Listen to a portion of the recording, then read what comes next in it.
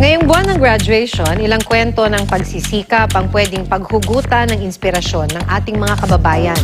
Gaya na lang ng anak ng pedicab driver na nagtapos bilang magna cum laude sa Camarines Sur. Makibalita tayo kay Cecil Villarosa.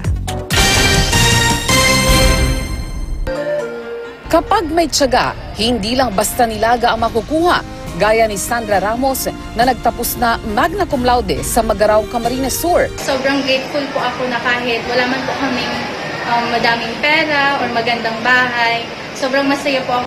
Ang tagumpay niya, tagumpay rin ng kanyang mga magulang, lalo na ng kanyang amang pedicab driver. Nabigla po ako dahil sa tiyaga niya na pag-aaral.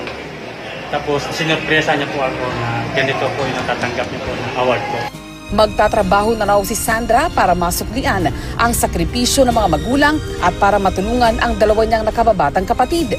Payo niya sa mga kabataan. Do their best in everything, na kahit kung anong estado man nila sa buhay or kahit ano man yung katayuan nila ngayon, basta maghanap sila ng inspirasyon, kaya nilang gawin.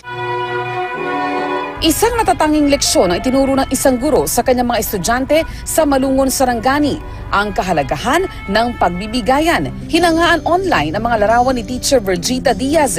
Nag-ikot siya ng mall sa General Santos City para hanapan ng maisusuot na toga ang kanyang mga estudyante. Kasi marami akong bata na walang parent talaga.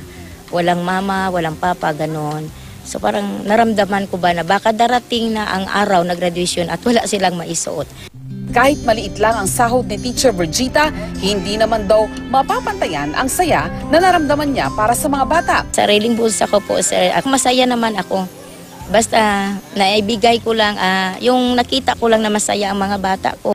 Pagdating ng graduation day, hindi napigilang maiyak ang isa sa mga estudyante.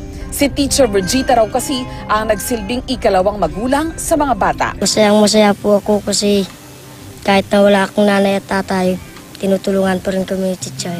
Salamat po, Teacher. Cecil Villarosa, GMA News.